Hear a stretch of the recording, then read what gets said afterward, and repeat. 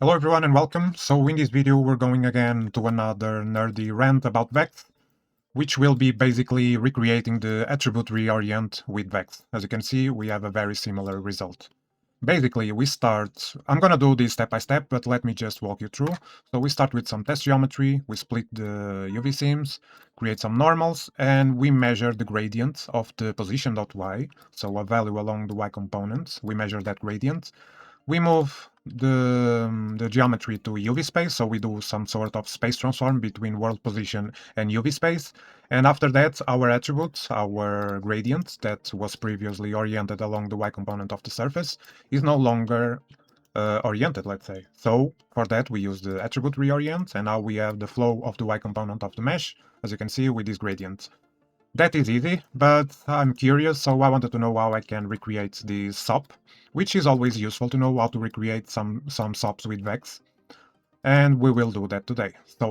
And let's get started. So I'm gonna start with the geo, and let's use the test geometry pig. So pig. Let's not add the shader. Like I was telling you, split UV seams because we want to move this to UV space and we want the UV attributes on points. Let's also add some normals because we will use them later instead of having implicit normals. And let's do the gradient. So measure gradient position.y and we can choose points. So let's actually visualize that. Let's name it there. And let's visualize it. So marker vector. What? So marker vector. So that's fine. All right. Now what we do, we attribute swap, and we do copy, for example, and choose texture and move it to position. And now let's ignore the normals. But the normals are also a queue, so the normals are no longer updated. As you can see, they are using, that's why we see this weird shading. So if we do an attribute reorient, and we take this current geometry, and we connect it to the second input, and we do there, now we have it, and we can also do normal, and the normals are updated. So actually the normals were a nice example to show you how moving between spaces we don't get our point attributes updated. So now let's do the nerdy part, which is recreating this SOP with Vex. So I'm gonna make my life even more difficult and not move this geometry to UV space manually with the attribute swap, so we will do it all inside a wrangle. So let's create an attribute wrangle, and let's name it attribute reorient Vex. And the steps are the following. We will need to create a matrix showing a rotation matrix showing the rotation of all the points, computing a matrix for all the points regarding the rotation, and we need to compute a matrix also for the UV geometry. And then we take the difference between the two and we apply that computed matrix to the new geometry to update the attributes, I mean. So let's do it step by step and it will be easier to follow. First of all, we need to compute a matrix that shows us how this object is oriented or rotated. Not an object matrix, just like a single point matrix. We need to compute them for all the points. So let's actually do it.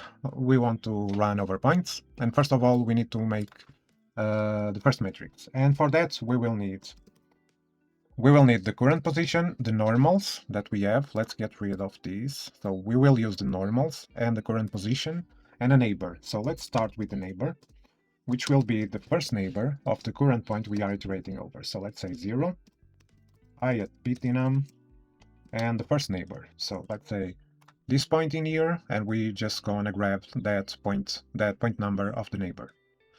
So for now, we need to create a vector between the current position and that neighbor. So let's do vector and let's call it u. And we're going to make sure we normalize it. And we take the point expression to grab the position of that neighbor. And we subtract the current position.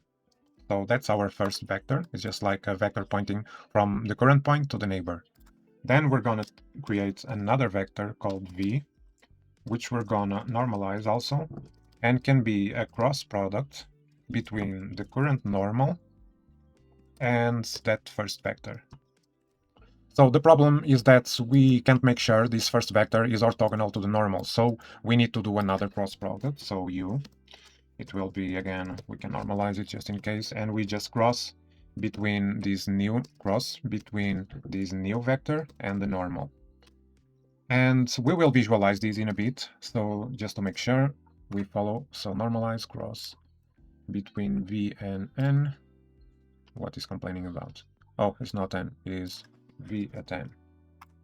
So if we visualize this as a matrix, so let's do matrix for at mtx is equal to set, and we will do u, v, and n, or v at n, 10, v at n. And if we visualize that right now, it will make a bit more sense. So marker and axis, and let's scale it down. So our z-axis, as you can see in here, we set it to the normal. So this blue vector is the normal. Then we have the x, which is u, and we have v, which is this green or y component. So this is a good starting point. Now we need to do the same thing, but for the UV mesh. And in order to grab the UV mesh, we will just unwrap it in place. So string GU, it will be GU unwrap. And we take the current geometry and we grab from the UV. So this will give us a pseudo geometry, or we'll unwrap it in place and give us the exact same geometry as this, as you can see, this UV geometry. What we can do now is, for example, we can take the vector, let's say vector UVP, so UV position, and we can just read the point position. So instead of typing 0, we type GU. We want to access that GU, and let's grab the position and just I at PTNum. So, and now we can just V at P is equal to UVP. And now we have the UV geometry. So, but we don't want to do this. So the idea now is to do the same matrix computation, but for the UV geometry. But I don't want to do it twice, so I'm going to create a function, which is also a good way to show you how you can create custom functions in Vex. So let's get rid of this, and let's create a function around this. So let's define the class, so it's a matrix that we want to get, and let's call it calc matrix. Or calc mtx. Now we need the arguments, and the arguments, the first one, as you can see, for the second one, we are reading the position of the UV mesh with this string, which is the geo. So as you can see, it's a string. But for the other ones, we are using a numeric input. So that will be a problem. We can't just have a string or an integer, so we need to define one type for the input. So I'm gonna define it as a string and call it input, because we can use a trick to, instead of using numeric inputs, we can use actually a string, and I will show you how. Then we're gonna grab the normal and the position, so we can just use a comma, and then we will grab also the point number. So those are our arguments, and let's open the brackets. So we don't have a return. What we want to return at the end is the matrix, and this will error out. So let's do one step at a time. So let's actually copy this and paste it inside here. And the neighbor, we will just replace it with input, ptnum with ptnum. Here we replace current position because we can't use local variables. So let's replace it with pos, which will be our current position. Here we use n, and here we use n. Oh, I forgot to copy this. And we just define in here a matrix, mtx, and we return the matrix. Oh, we are using n in here, so let's use n. And now this should be working.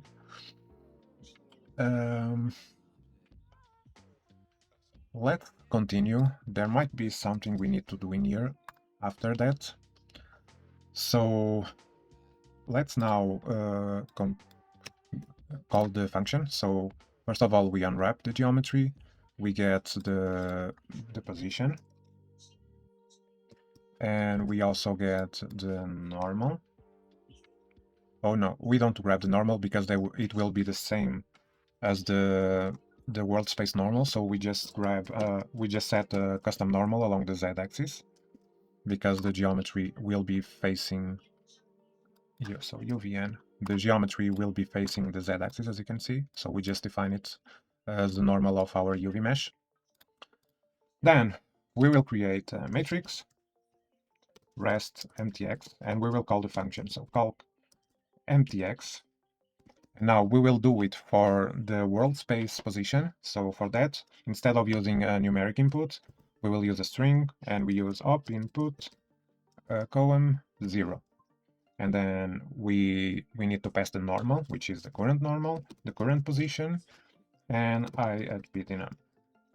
So let's see if that errors out. No. And then we need to do the same. So matrix uv mtx, and it will be the same, call mtx, and we pass the geo, the uvn, the uvp, and we use again I at btnum. And now if we calculate the difference matrix, so let's call it mtx, and to calculate the difference matrix, we divide one matrix by the other, or you can do the inversion of the rest mtx multiplied by the uv mtx. And now if we do v at p times equals mtx, we get all of this mess because we actually need to also apply the translation on the matrix. So in here, we go back and we translate, because this is a 4x4 matrix, and we translate the matrix, and we do it by the current position. And now if we apply, we get the geometry, the matrix computed correctly, and we can translate it to the UV position. So now it's simple. So we have let me check. As you can see, the normals are still problematic because they have the other space, the world space normals. So we can just do v at n multiply equals, and if we do mtx, let's see, that seems correct somehow, but that it's still problematic because the normal is a vector attribute and we don't want to translate the normals. So we just apply a matrix tree. So we cast it to a matrix tree to only apply the rotation, and now the normals are correct. And let's see finally our attribute, which is there. As you can see, is all over the place. So if we do the same, v at there multiply equals by matrix 3 again, so we don't want to apply the translation, and mtx. And now there's something missing in here. So there's actually a bug in our code because I'm using 0 input in here, and we need to use input. Sorry about that. And now it's correct. As you can see, we successfully translated this locked top into a vex solution. And you might ask, why have all that work to recreate something that already exists? Well, to the precise reason, when you don't have the SOP, you can create it on your own. So learning all this stuff can help you to come up with your own versions of the SOP, or recreate something that doesn't exist by default. That's the power of Houdini, that you can customize it to an extreme level. So yeah, I hope you have learned something from this. Please let me know if you have another way of doing this sort of thing. And as always, you can grab the files on my Patreon and let me know what you think in the comments. Thank you, and I'll see you next time.